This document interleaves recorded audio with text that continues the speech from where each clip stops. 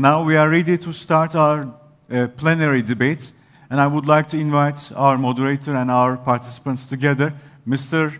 Muhtar Kent, our moderator, Chairman and CEO of Coca-Cola Company, and Mr. Yu Ping, Vice President, CCPIT, Mr. Sanil Bharti, Mittal, Chairman and CEO of Bharti Group, Ms. Güler Sabancı, Chairwoman, Sabancı Holding, and B20 Turkey Trade Task Force as well. Mr. Alejandro Ramirez Magana, CEO Cinepolis. Mr. Perrin Beatty, President and CEO Canadian Chamber of Commerce. Mr. Francisco Gonzalez, President and CEO BBVA. And finally, Sir Mr. Martin Sorrell, Founder and CEO WPP.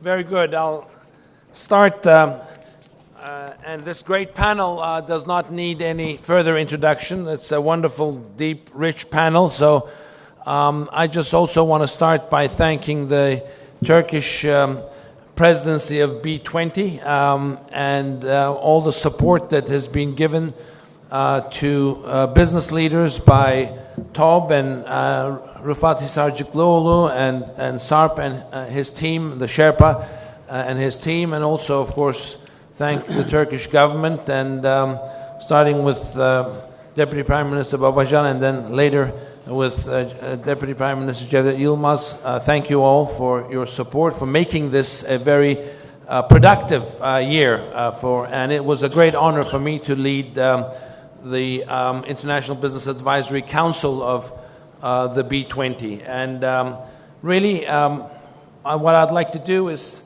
also say that the Turkish presidency comes with 4 very concrete recommendations to the leaders of the G20, starting with ratifying and implementation of the Trade Facilitation Agreement, TFA.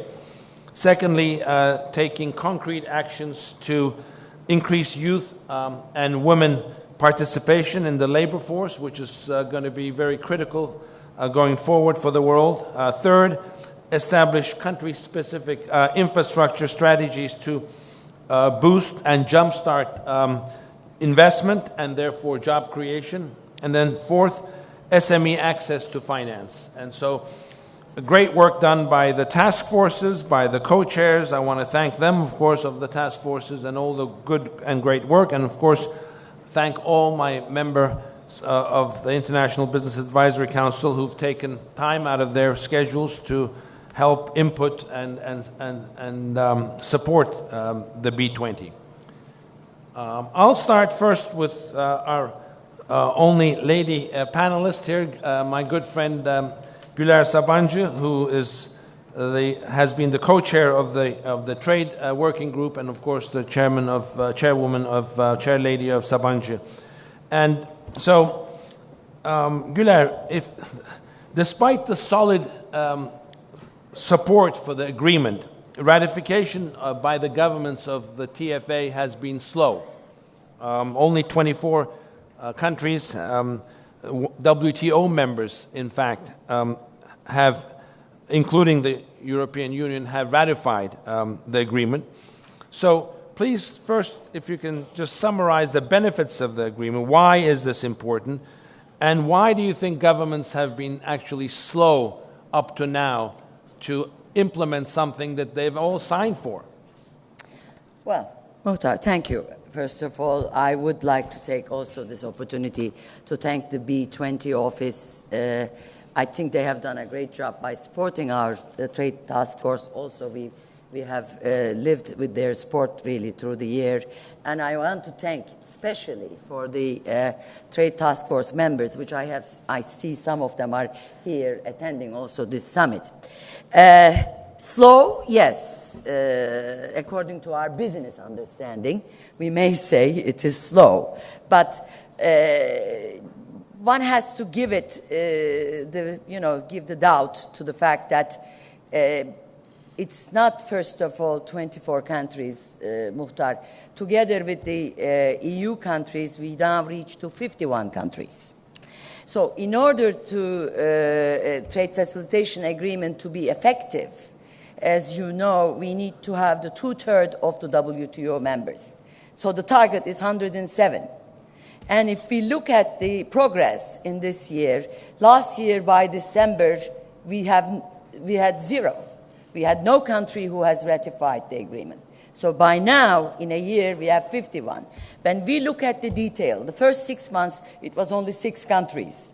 The last 6 months, it's 45 countries. So the pace and the speed is there while we are giving the throne to the Chinese, and I'm sure they will do a good job. And it looks like if we continue with this pace, I'm sure we can realize it in the first 6 months of the 2016, first of all. I want to correct that. The second is, of course, it's a trade facilitation agreement. As we all know, it is only the basic that we need in the world. We need much better agreements, but this is the simplest and the most basic one, which has been in a principal agreement in 2013. When we took the G20 being the hosting country, the first thing we did in the Trade Task Force is to diagnose what has not been implemented in B20 recommendations and G20 works that has been done. And so we emphasized and forced really on a quick win, which is the Trade Facilitation Agreement, to be ratified. And I think we did the right thing by focusing on this item specifically, because if we could achieve this, which I think we will, as a world, we can achieve this. The first 6 months of 2016, we can do this. And if it is done, it will bring more than according to calculations, that it will bring more than $1 trillion of additional GDP to the world, 21 million new jobs it will bring. So it's just these two numbers is even enough for us to get excited about it. As I said, I mean, we can do it. It can be done. But for example, Turkey, we were ahead of it. We knew that we could do it, but it was an election year. Things like this happen, and that's why I think as soon as the parliament opens, the deputy minister is here. As soon as the Turkish parliament opens, it's the first item, hopefully, to be ratified. So overall, I think we have done a good job by advocating. The Trade Task Force, we have more than 100 members with 25 countries, and all the members have worked in their own countries to advocate this. So I thank them again. That's great. Thank you, Gülen. Thank you very much. Encouraging news as we move into 2016. We desperately need this growth in the world. Yes. Next, I'll go from my left, and starting with you, Perrin Beatty, from Canada, President of the Canadian Chamber of Commerce.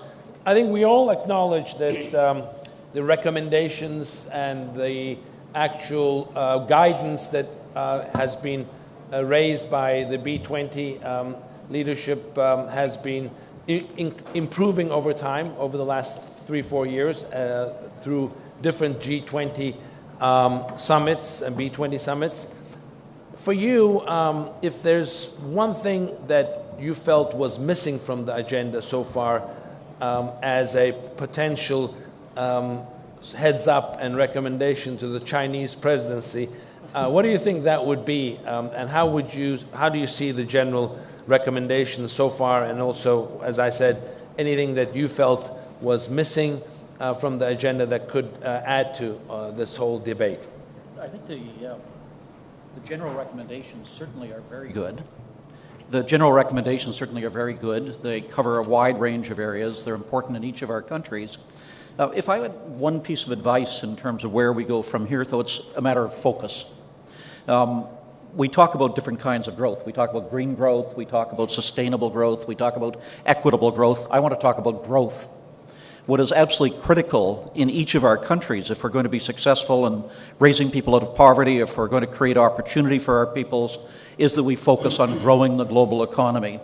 And I guess the argument that I would make as our Chinese colleagues look at where to take it from here is how do we have a laser-like focus on this issue of moving the global economy ahead and ensuring that around the world we restore healthy economic growth. All of the other issues are important, but all of them are subsidiary to our ability to get the global economy really moving again. Okay, great. Thank you very much, Perrin. Next, Francisco Gonzalez from Spain, head of a very well-known banking institution in Spain, BBVA, and has investments in many parts of the world. And you have also co-chaired the Finance and Growth Working Group. So from and over the last few years, as we all know, interest rates have been close to zero, if not zero, or even in some cases below. So from your perspective, in order to spur growth, if we can stay on the growth agenda, practical growth agenda, from a financial perspective, what would be the important recommendations to the heads of state here in Antalya during this summit? First of all, let me to congratulate this country for organizing such a magnificent event. Can you just pull the microphone a little bit closer? Yeah, first of all, let me to congratulate this country for organizing this magnificent event. We are a very large investor in this country, and we are proud of have done it in that regard. This year of 2015 is going to be one of the, in growth terms, is going to be the weakest since 2009, and the recovery continues to be slow. And second, growth in the developed countries are not going to counterbalance the growth in the emerging countries. Therefore, I would say the most important problem for the world economy is to promote growth. The B20 has committed to growth throughout its different task forces. And Turkey G20 presidency has integrated this view by focus on inclusiveness, investing for growth, and implementation. And regarding, or going back to the financial and growth task force, which I chaired with my colleague, Mr. Oseguin, we recommend taking a couple of decisions. One is to identify concrete and implementable solutions to make SME more, to make SME funding easier, and second, finalizing and improving financial regulation. Regarding the SMEs, in our view, the SMEs, it was said here, are a very important element, or the key element of growth in many countries in terms of not just growth, but in terms of employment. Therefore, whatever we do in favor of SMEs is going to be worth. And we recommend, in terms of the SME, a couple of things. One is make data on SME more knowledgeable by banks and by entities. In other words, to make data on SME credit worthiness more available to find ways to reduce, first, what they are paying in terms of interest rate, and to increase the possibility to be funded by the system.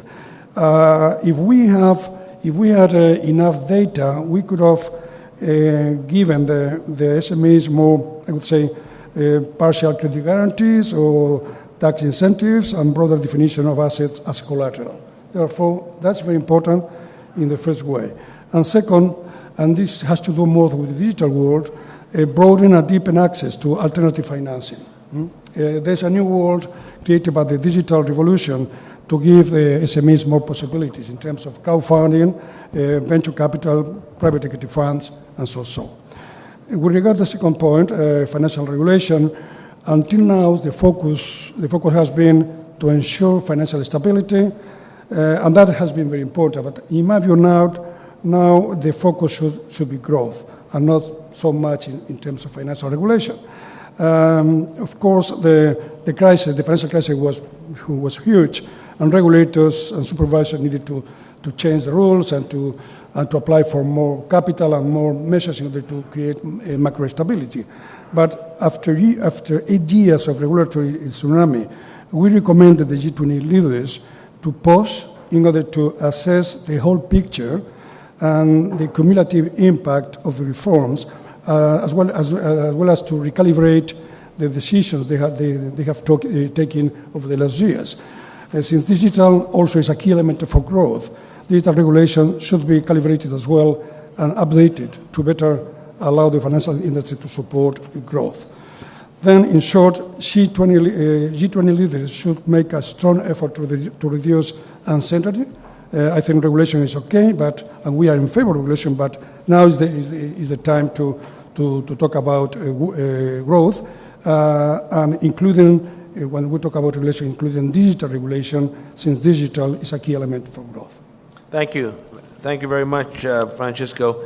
Next, we'll go to my very good friend, Sunil Mittal, and he's one of the leading emerging market business leaders. And, of course, he's also the vice chair of the ICC. ICC, again, gratitude goes to ICC for being such a great supporter of the International Business Advisory Council as the secretariat, and hope that continues and they will continue to add great value going forward. As trade liberalizes in the world, and we heard from Güler Sabancı earlier about how it is expected to liberalize once everyone especially adopts the TFA, a number of countries, 2/3. In your opinion, Sunil, how do you see world trade in 20 years' time? What kind of a picture would you see as far as world trade, and also some of your important wish lists there for world trade in 20 years' time?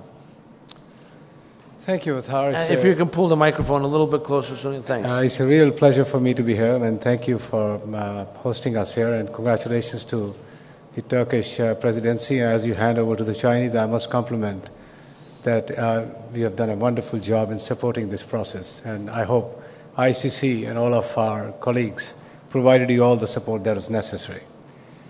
I think personally for me, the world, from an entrepreneur's eye, is going through a very difficult period.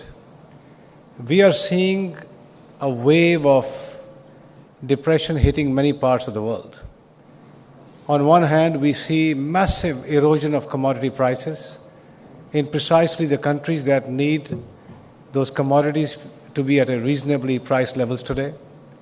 I work in many parts of sub-Saharan Africa, which have seen tables of commodity prices wiped away. Some of the countries like Nigeria, Uganda, Angola, which are relying on oil, are suffering acutely where the oil prices are today. The result has been a big dip in their growth levels. The GDP has fallen. Currencies in many countries have gone off by as much as 30, 35, 40%.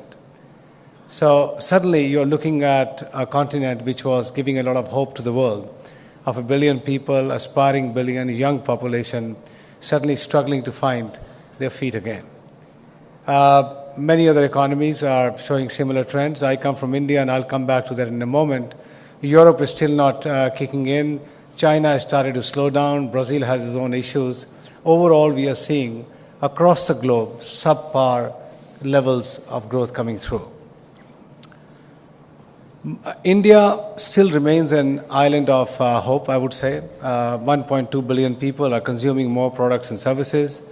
We have a Prime Minister who recognizes the business community's role in the overall welfare of the communities and societies and the economy at large. 3 days back, India, contrary to many of the trends that we are witnessing across the globe, opened its foreign direct investment in many critical areas, and 15 sectors which were having some restrictions have been opened up, including some very important ones like defense, where 49% of FDI has not been allowed on an automatic basis, and if you have to go higher than 49% on a case-by-case basis, that will also be possible. Indian Railways, which was generally almost untouchable for foreign investment, has been opened with 100% FDI for India. Indian currency has been holding up. It has, like other currencies, depreciated a little bit, but it's generally holding up, and growth rates are still going to be around 7%. But that's an exception today, and the point I'm trying to make is it's very important that we as B20, as business leaders, when we give our messages to the G20 and its leaders, tell them not to fall on their natural instincts. And those natural instincts are to take more control, take more charge, put more regulation. This is a time when industry and trade and investment needs all the help that it deserves. In the end, we have a tried and tested method where business is for the good across the world, where business can deliver through a variety of its arms and wings that are spread in the form of generating employment and velocity in the trade. And therefore, I would say the message from this room to the room for the G20 should be, yes, you need to raise more funds for social programs. Business needs to be more supportive of those social programs. Business needs to be responsible. We have all aligned ourselves to the 17 SDGs. We want to fulfill our role in terms of being environmental friendly, ensuring nobody is exploiting labor, especially children. There is diversity in all our employment. But equally, we want the government not to have a heavy hand in regulation and intervention. When things go wrong, I think the brave governments should come forth in supporting the industry. So in my view, a very, very important message should go from this room to our G20 leaders. We are at a very, very critical time in the history of our world economic situation. Gulair spoke about the WTO TFA, which is hopefully going to see the light of the day next month in the Nairobi Ministerial. I remain hopeful. India, as you know, has signed. There were some modifications requested by India in terms of food security and agriculture subsidies. I think they have been well handled by WTO. I personally see India going ahead in ratifying the trade facilitation in Nairobi next month. That's great. Thank you. Thank you very much for your passionate words and for your points of view on this important topic. Next, Yuping. China is going to be taking over the presidency in a month and a half's time, and you and your organization are going to be playing a critical role in how the interaction between G20 and B20 is going to be created. So can you give us some thoughts on, first, China's priorities as it assumes the role of G20 and B20? And secondly, a few thoughts on how you think China will structure the relationship between business and government going into the next phase of the Chinese presidency. Well, thank you very much, Mr. Mutakan. First of all, I'd like to congratulate Turkey on the very successful B20 presidency in 2015. The recommendations submitted to the leaders are very focused and reflect the key concerns of the business communities in general. And the practices of Turkey this year will provide very valuable input to China for its preparations and operations of the China presidency next year. I want to mention in particular that the B20 team of Turkey has been very helpful to China, even though you have very heavy workload, but the members of the team have been very helpful to us, so they will have a very early warm-up, and we will be able to start our preparations at a much more ease. So I'd like to take this opportunity to express our heartfelt thanks to the Turkish B20 team and also to the very many international organizations as well as companies in many countries who have approached us for offering their assistance and also expressing the desire to participate, to assist the B20 China presidency in whatever way they can. Many thanks to you. Well, we all know that China will take over the B20 presidency, G20 presidency next year. I think for the G20, China presidency, it's most appropriate for Chinese government official to talk about the features, but on this occasion, I'd like very much to share with you from the business point of view some of my thoughts of the China G20. I think in general there were some expectations for China next year, I think the number one is to put forward open-minded policy concepts and initiatives. Second, to show the strategic vision and political perspectives of G20 leaders. And third, lead the orientation of the world economic growth in general. China's G20 presidency efforts may likely cover the following areas. The number one area is promote structural reform, innovate growth methods, and tap new growth power. The second area is promote trade and investment growth in an open world economy. The third area is enhance improved structure, benefits, and efficiency of the global economic and financial governance. The last but not least, the fourth area is promote inclusive and concerted growth through mutual beneficial cooperation. As a main supporting arm of the G20, the mission and responsibility of B20 is very simple. And it will be the same for China next year. That is to raise and put forward opinions and suggestions to facilitate G20's policymaking to meet the set targets. CCPIT has been appointed by the Chinese government to lead the preparations for the B20 China events in 2016. We are very much honored and will do our best by working with the international business communities to get the job done. Now I'd like to brief you on some of the things we've done so far. First, the B20 2016 Host Committee has been set up with the chairman of CCPIT, Mr. Jiang Zhengwei, as the chairman of the B20 2016. I'm a vice chairman and Sherpa. The staff team is being formed, and some of the members of the staff team are here with us. Secondly, we've been soliciting opinions and inputs on the task forces and topics from different sources with the support and assistance of the B20 Turkey presidency, business organizations of B20 countries and international entities. Many thanks to you for all your support and assistance. Number three, we've been in close contact with the government. B20 representatives sit on the G20 Host Committee. All the relevant ministries have designated policy officials as our regular contacts. The ministries in China welcome dialogues with the B20 next year during their major conferences. All these, I believe, will ensure good international interaction and coordination between the G and B hosts.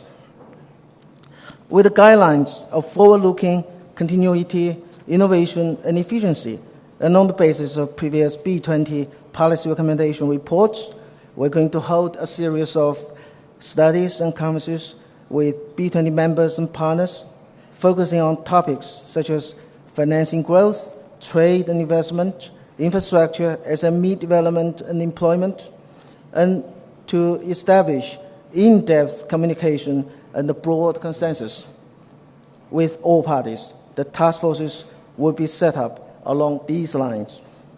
B20 China presidency will officially kick off in mid-January. Preparations will be underway. In the run-up to then, we are intensifying our domestic and international consultations. Your suggestions and ideas are welcome and highly appreciated. Thank you. Thank you very much. So our best wishes go to the government of China, best wishes go to CCPIT for the summit in Hangzhou next year. And it's a beautiful city. For those of you who haven't been, it doesn't have a sea, but it has a beautiful lake, so we wish you the best. Thanks. Alejandro Ramirez, my very good friend from Mexico, he sits from a very special vantage point here because he led the B20 for Mexico's presidency of the G20 back a couple of years ago, and also runs one of the most dynamic entertainment businesses in the Americas. And so going from your point of view, Alejandro, how do you see all of this evolving in terms of the interaction with business? Do you think since Mexico led the G20, B20, do you see over the course of the last 2-3 years the interaction between business and government at these summits, and also the work that goes towards the summit in the preceding year? Do you feel that that has been improving from your vantage point, and do you feel that there's more to be done in this area? Thank you very much, Muhtar, and congratulations to the Turkish presidency of the B20 and to IBAC. I think it's been a very smooth and very well-focused process, which I think we all appreciate very much. I've been participating in the B20 since the Seoul meeting in 2011, and at the very beginning, you know, in Seoul and in Cannes, there were perhaps too many task forces and too many recommendations. And I think part of the evolution of the B20 has been to narrow its scope and to focus more effectively. From Cannes to Mexico, we have the number of task forces and also recommendations, but still we needed to streamline a little bit more, and I think it's been a very interesting process of streamlining and focusing, you know, to Russia, to Australia, and I think particularly this year with Turkey, I think it's very important what Turkey has done to focus on implementation rather than to create a whole new set of recommendations, and you do see continuity from one year to another. I mean, you see that a lot of the topics that were already present at Seoul and Cannes, like anti-corruption and human capital, unemployment, and SMEs, have been continued through the different B20's presidencies.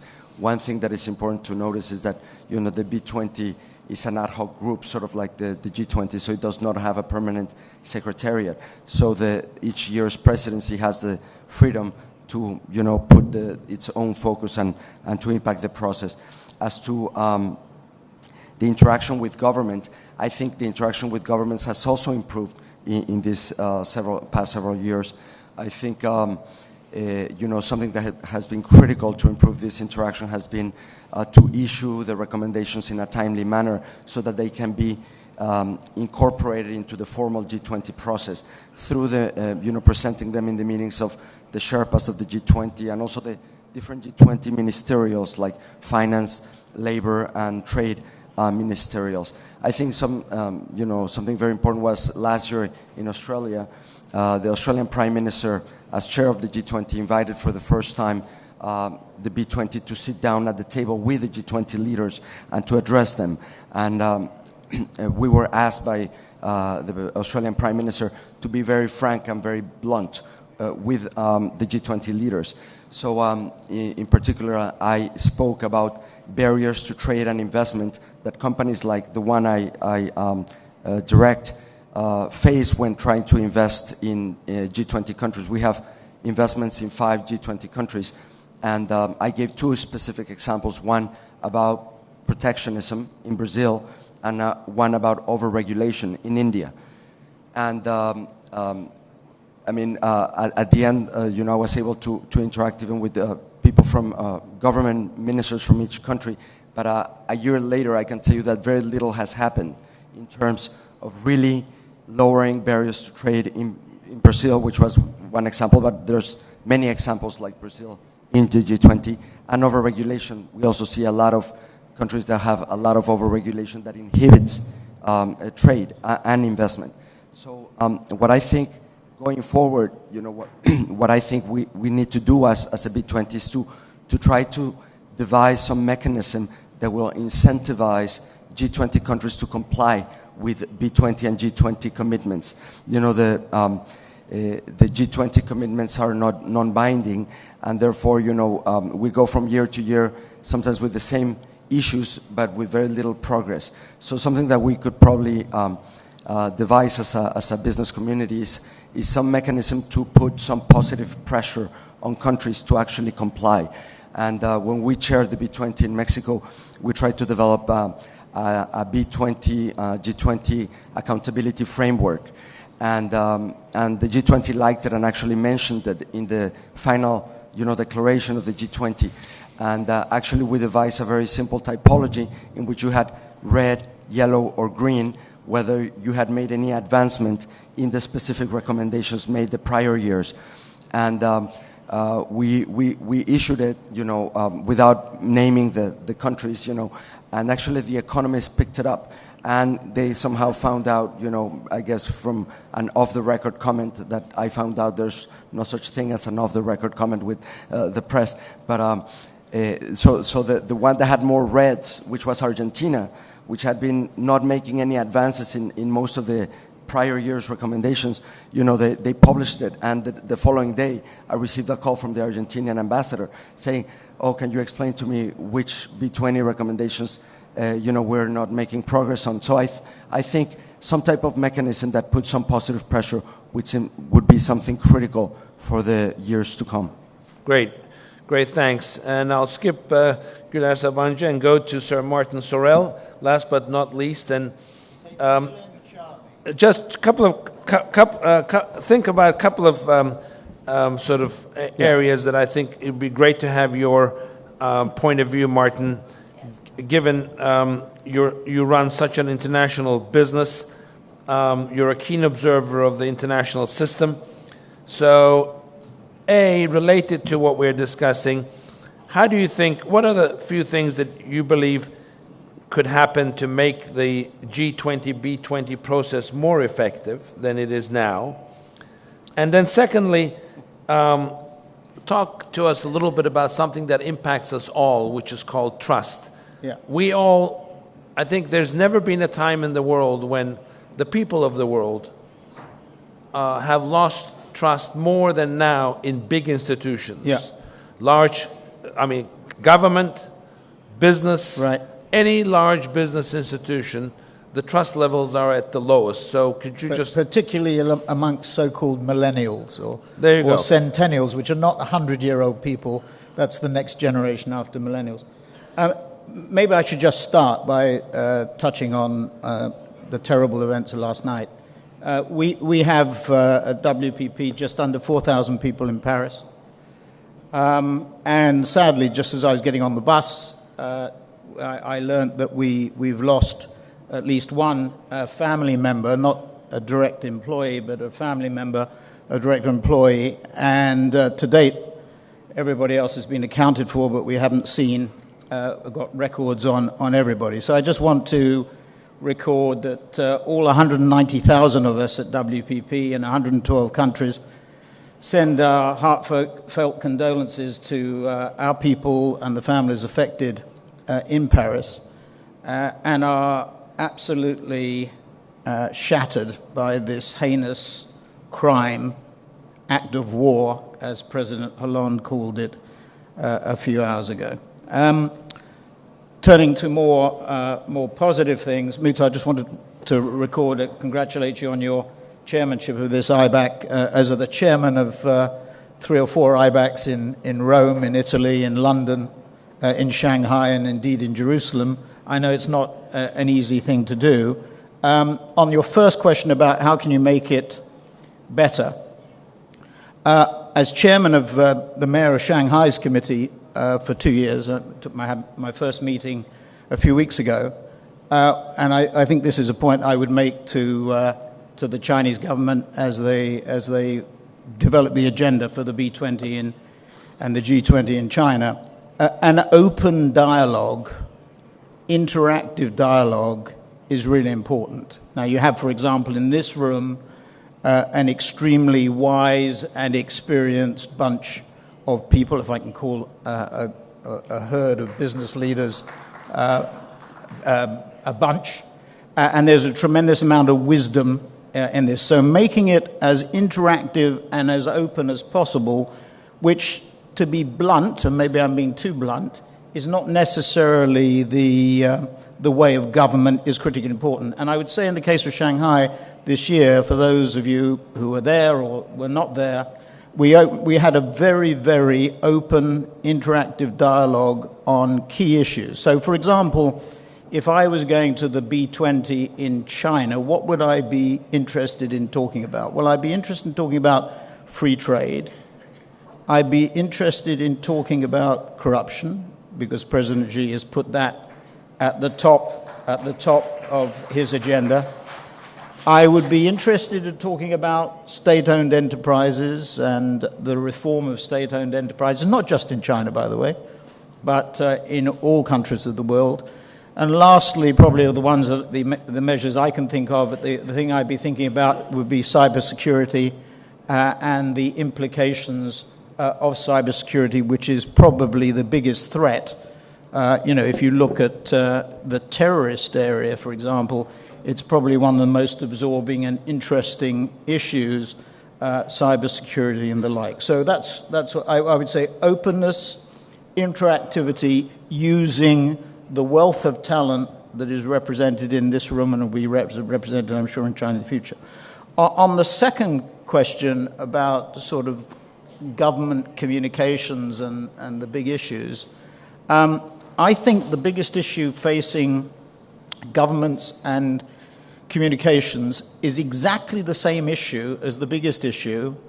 And I know we have a number of clients in the room, so I have to be a little bit careful about what I say. But I would say the biggest issue that we see with clients, apart from short-termism, is a lack of an integrated approach.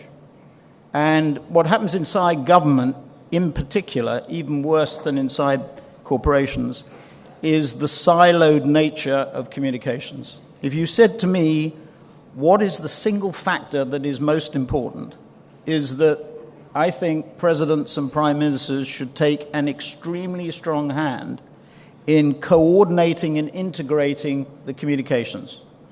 What we see with most governments in the world, and there are very few examples of governments that are strongly integrated, what we see is a fractured and fragmented approach, which is not satisfactory enough.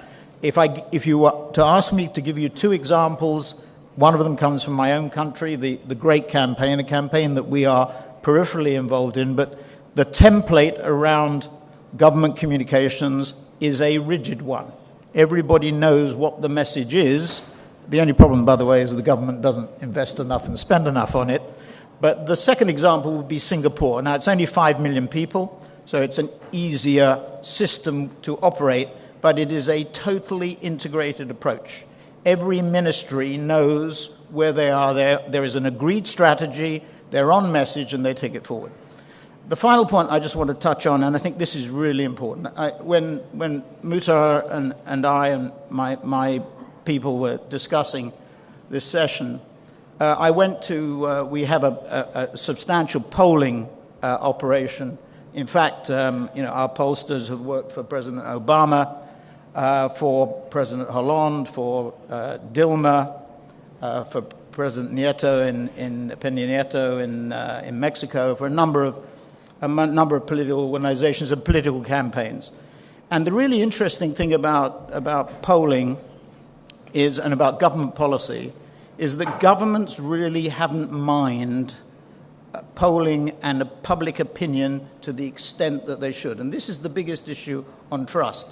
The reason why there is a trust gap is that the people, the electorates, do not feel that governments, or indeed corporations, really understand what is going on. And interestingly, corporations, particularly multinational corporations, do far more of this research, far more of this engagement with electorates or consumers, actually, than governments. So I think one of the things that governments have to do is to understand what's going on at a local level, at an individual level, far more effectively. And of course, social media, for the first time, really gives you a very detailed, accurate way of understanding how people feel and how their minds are changing, how their views are changing. For example, after the terrible events of last night, what impact will that event have on the EU, on migration policy, on economic policy, on employment policy, on, for example, the Brexit vote, the referendum that will be coming up in the UK either next year or the year after. So I would say, Muhtar, on this question of trust, one of the reasons why there is this gap is that, and part of the frustrations that you see in elections, where extreme parties one end of the spectrum or the other gain a lot of traction is because people don't feel that governments understand what they're doing. Thanks very much. So now what I'd like to do is just first thank all of you again for your very insightful comments, but maybe open it to who would like to have a word about something else that has not been discussed so far before I target any further questions on this great panel. I'd love to have a go at short-termism. Can I do that? Yeah, but hang on a second. Let's see if any of the others would like to have it. Anybody? No? All right, Martin, go ahead. Well, this is not so much about governments, it's about how companies function or don't function. And I think the biggest issue, if you said to me, apart from the lack of integrated communication, the biggest issue that we see at the moment, and it's in this low-growth world that several of the panelists talked about. So what do you face? You face real GDP up 3 to 3.5%, 3.5 to 4 nominal, very little inflation. Very little inflation, therefore little pricing power. Therefore, finance and procurement rule. And corporations are very wary of taking the long-term view. Average life of a CEO in America is about 5 to 6 years. A CFO, 4 to 5 years. A CMO, Chief Marketing Officer, who we tend to deal with, on average, 2 years. And congratulations, it's gone up from 18 months in the last few months on average. It is far too short term. And just finally, to ram home the point, if you're running a legacy company, what do you have? You have disruptors at one end of the spectrum, like Uber and Airbnb. You have the zero-based, so-called zero-based budgeting models at the other, which totally focus at cost. And you sit in the middle and you look up and you see the activist investors such as Nelson Peltz or Bill Ackman or Dan Loeb. That puts pressure on the short term. The reason why the animal spirits of corporations are dimmed is because they are, particularly post-Lehman, unwilling to take risk. And I think that's the critical issue. And we don't have many debates with finance ministers or treasury ministers or whatever, but when we do, they are incapable of explaining what they have to do or why it is that companies aren't prepared to take a more long-term view. Anybody want to comment on what Martin just said about the latest on finance ministers and their ability to spur growth? Please. Martin is an expert in many things. One of them is... Can you move the mic a little bit closer? Martin is an expert in many things. One of them is how the banking system is going to evolve over the future. I remember a couple of years ago in a meeting with him, another bank is in Shanghai. He said that the banking system was really under pressure because they have bankers or banks have to change banks were like a plane which were forced to change their engines during their flight. And that is very impossible. He was talking about the platforms, changing the platforms, the IT platforms of the banks. I will elaborate a little more on your question, but coming back to growth, and interest rates and all that stuff, I think it's very important to understand. In some regard, Martin talked about that, but I want to enlarge the comment, the importance of disruption today in every sector. Then, when you are a CEO of a company and you understand that something is going to happen in terms of disruption, generally speaking, you have two choices. One, do nothing. Other, try to change and to overcome the difficulties and to prepare your company to compete with other guys, the newcomers. And my view is that in many sectors, CEOs either don't understand change or they don't see how to get out of the situation. And what we're doing, share buybacks, not investment decisions. And this is one of the explanations why having so low interest rates and an amount of money into the system that we are not seeing, I would say, a good growth. There are other explanations, but this is, in my view, one of the first. And hold your thought. I want to come back to you on something else called the digital revolution. But I'd like to get Güler's point of view on that digital. I know you, in your task force, you talked about other things than just trade and how to spur growth through trade, such as the digital framework and the technology that drives the digital aspect and how it could help what we're talking about. Could you comment on that? And then maybe also Sunil may want to have some point of view on that Well, too. we all know the impact of the digital economy, and it's this tremendous growth that the digital economy is in, where we are trying to avoid all regulations on other issues. This is an area which, of course, requires some regulation. Let's admit it. But this has to be in the trade task force during Turkey's presidency. We couldn't go into the details, but I think our Chinese friends will do that. But we definitely recommend that this needs to be addressed. This is like a snowball effect. It's going in with great speed, and we are all in that game, but we don't know where we are going. So it requires a serious work in it. And the other thing is about the growth, and of course the G20, B20. This is my first time experiencing this. But when I look at the past files, so much has been talked and so much has been discussed, but not implementation. That's why I think not only B20, but the G20 guys also need we need to have a positive push. You said we need to have that, and we need a good example, really, going forward that will encourage the world that the G20, yes, they can get together and do something together. So we need some encouraging examples. One thing is we heard about India, we heard about other examples. One of the statistics that's showing is not very encouraging, unfortunately, is about protectionism. We talk so much about free trade, but on the other hand, the non-tariff barriers on the protectionism is increasing. So that this has to be also addressed.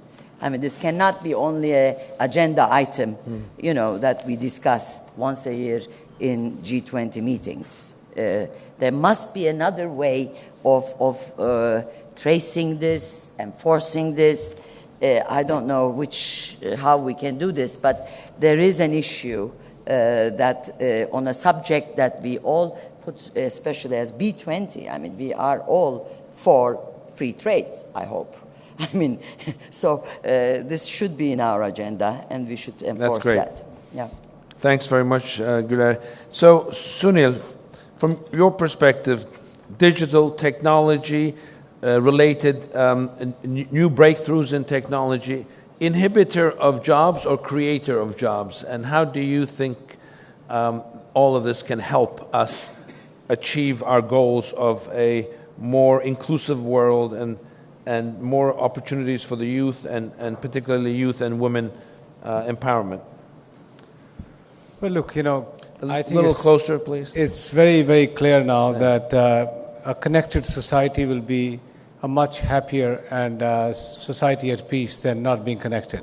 In fact, to my mind, connectivity should have been one of the SDGs, but 6 of the SDGs do have shades of relying on connectivity.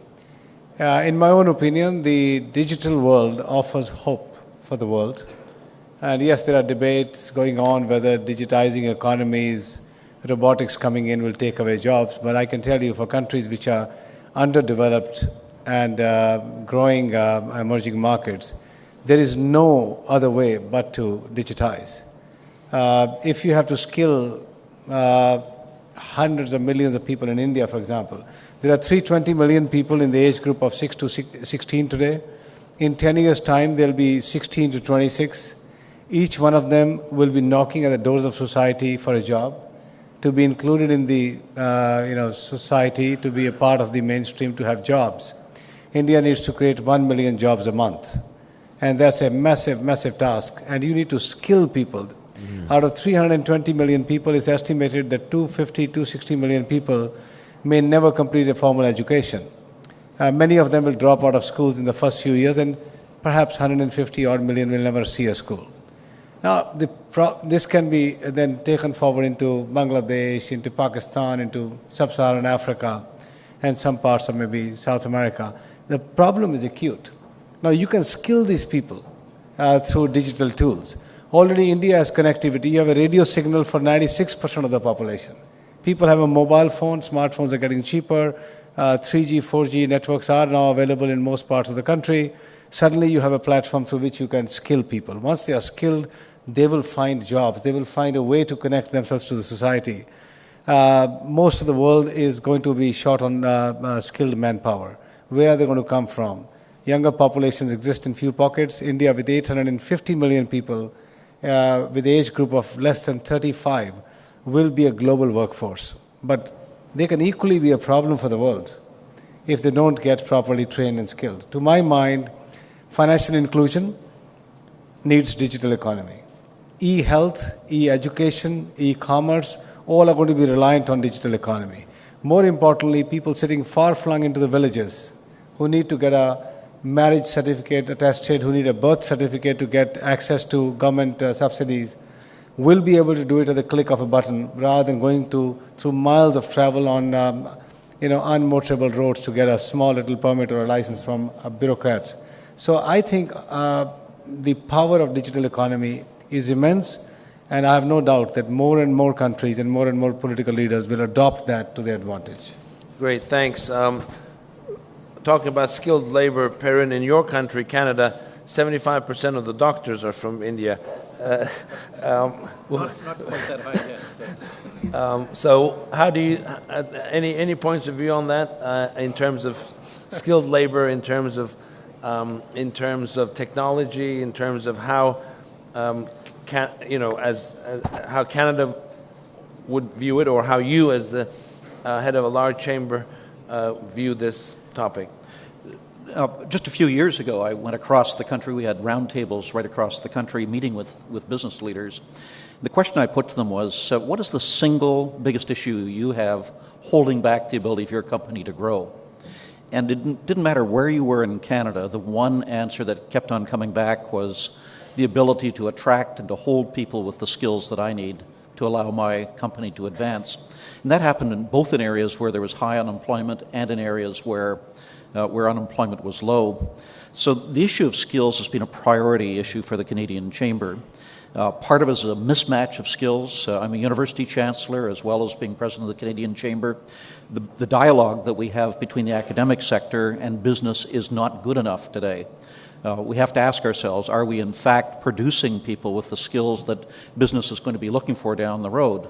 And do we have good enough information today, whether it's the impact of the digital revolution and how that will affect the jobs of the future and how we need to prepare for that, or simply having an understanding of where young people are going today. From a perspective of Canada, we need a combination of immigration, and we need to look for people with skills that are 21st century skills that will help to enhance our workforce. And Canada is one of the countries in the world where immigration is still seen as a net plus. We're a country founded by immigrants. And successive waves of immigration have led to economic growth in our country. But it's how do we match the people coming in with what our needs are going to be? How do we do a better job in terms of preparing young Canadians for this workplace of the future? How do we ensure that employers do a better job in terms of reinvesting in their workforce?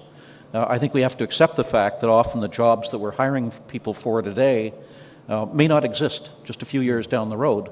And the process of constantly upgrading skills has to be something that's continuing, where we as employers have to be prepared to invest as well. And also, how do we reach out within our countries, and certainly it applies to Canada, to people who don't have full opportunities today? How do we break down barriers to the advancement of women, persons with disabilities, Aboriginal people? How do we ensure that the opportunities of economic growth are shared by all, and that we can tap into the potential, the human potential that people can offer? That's great. Thank you. And before we close, if Alejandro, you and Yu Ping would touch on this for us. One of the job descriptions for the G20 when it was first created was to give a more inclusive and bigger voice for emerging countries. That was one of the reasons, not the only reason, but one of the reasons why it was first created. So from your perspective, from Mexico, how you see it as a business leader from Mexico, do you think that is happening adequately? And then I'll go to Yu Ping, and then after that we'll have to close because of time. Please. Sure. Thank you, Muhtar. I do think that the B20 represents well, the interests of the developing economies. I think probably we're less well represented than the developed economies, but that's only natural because, there's fewer large companies in developing countries, and also our business organizations have fewer resources. But I think overall there's a good representation of some emerging economies. In the year that we chaired, we struggled to get some emerging economies, business communities more involved. So that's always a challenge. But I think in terms of the subject matters that are addressed in the B20, I think we're very well represented. I think if you look at most of the issues discussed and analyzed, like anti-corruption.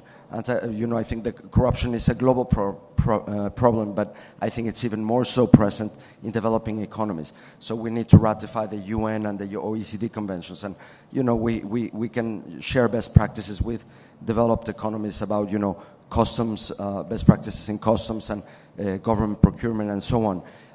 Things like human capital, the task force on human capital, I think it's as relevant, for developing as for developed economies, and SME finance as well. So I think employment, of course, I think most of the issues that the B20 addresses are as relevant, if not more so, for developing economies.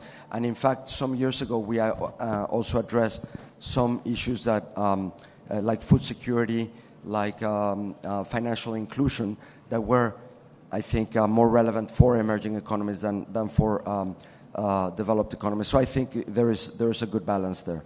That's great. Thank you. And of course, the last word goes to you, Yu Ping, as the host next year. If you want to just say a few thoughts about what I just mentioned, the balance between emerging and developed economies in terms of the G20, B20 process, and then any final thoughts that you want to leave us with as we close this chapter and open a new chapter with China. Thank you very much, Mr. Mutaken, for giving me this last opportunity to speak. Some of the topics we've been discussing at this session can be further discussed next year in China in our task forces. We'll make arrangements for you to participate and continue to exchange ideas among ourselves and also with representatives from other countries. From the remarks by some of the speakers, I understand that some of you are very interested in possible topics for B20 China presidency next year. I can assure you we've been doing a lot of research and consultations with different organizations, people, companies from a wide range of sources. I'm sure the topics that we finally will decide on will address your interests and concerns. Over the years, G20 has enhanced its role in international affairs through constantly tackling new challenges. It now enjoys unprecedented influence and unity. It has become one of the most influential platforms for global governance besides the United Nations, an active player in setting international order thanks to the joint efforts made by all the member states. The new era we're facing also poses new challenges for G20. They include issues on employment, poverty reduction, health and education, social security, environment, energy security, climate change, etc. Therefore, I think the G20 may take on responsibilities in a number of aspects, basically 4 aspects. One is enhancing mechanism construction, and then top-down design.